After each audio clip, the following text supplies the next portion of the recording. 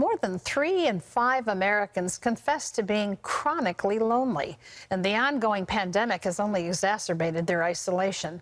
So if you're one of the lonely, how do you find your people? Take a look.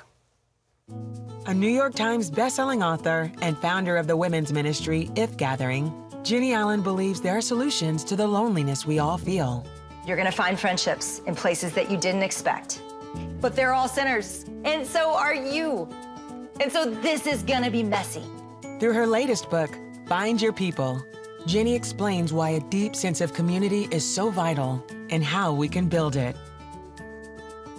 Jennie Allen, welcome to the 700 Club. Thanks for having me, Terry. Why do you think so many of us are so lonely? Oh, I think there's a lot of reasons. I think we are up against a cultural shift that is truly unprecedented in the last few generations. You look back to throughout history, to Adam and Eve till the Industrial Revolution, people have lived in small villages. They've lived tucked away with 50 to 150 people that they know all their lives, that they raise their kids together, and they take care of each other from birth to death. And so we are, in a new wave of doing community that it isn't working. We are so lonely and isolated. And 80% of the world today still lives in those village type communities.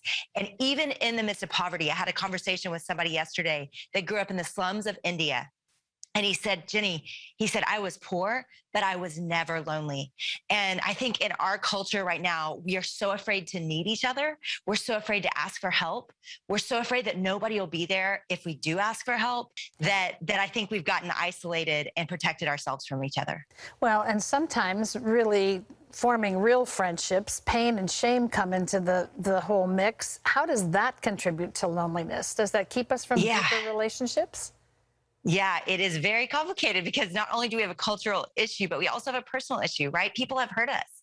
All of us have stories where we have risked asking for help, or we have risked being known and letting somebody in, and it hasn't gone well. I remember being a pastor's wife and sharing something with a friend, trying to get comfort and help, and they used it against us. And it was just so hurtful, and it made me close off, and it made me self-protect. But this isn't living. We need each other and to live connected. In fact, it's one of the greatest cravings we have from the time we are born.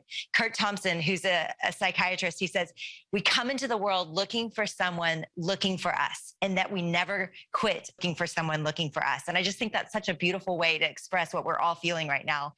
And I know so many people watching feel that way. So, Jennie, what are a few of the ways that we can connect with others and build a sense of healthy community?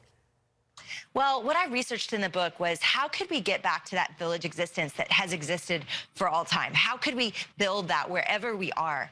And I heard the most amazing stories of people, one man in a nursing home that put a sign outside of his door and said, the house of forgiveness. And people would come in, and the nurses helped him to take care of people and to bring them in, and he would share the love of Jesus with them.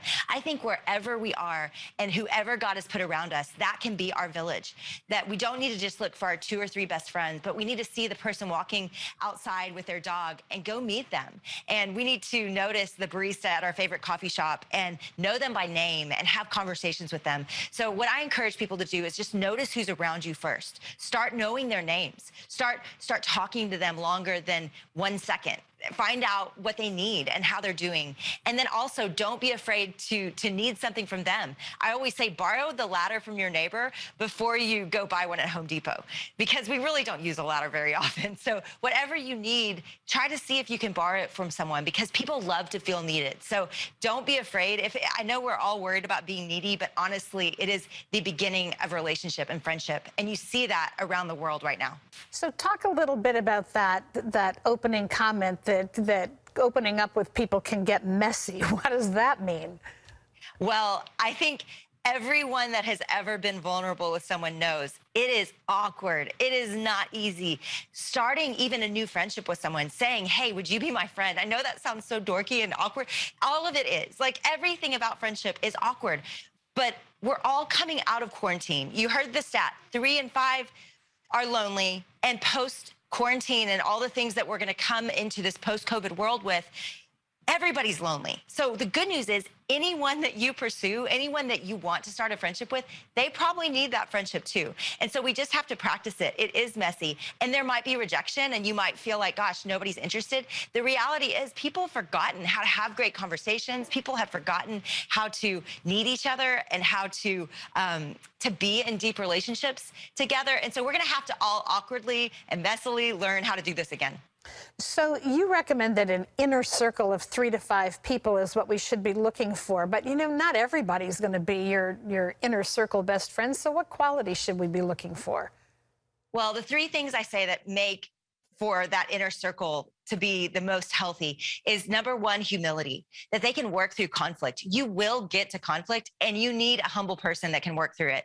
Number 2, availability. They need to have some time margin to be your friend. It takes 200 hours for someone to go from an acquaintance to an inner circle very best friend. So you need somebody with availability. And then the last thing is vulnerability, that they'll open up. If you're going to open up, you want them to open up in return. What if they don't? A lot of people won't. But you also have to remember that everybody is craving this. And so I always say don't give up on people too quickly.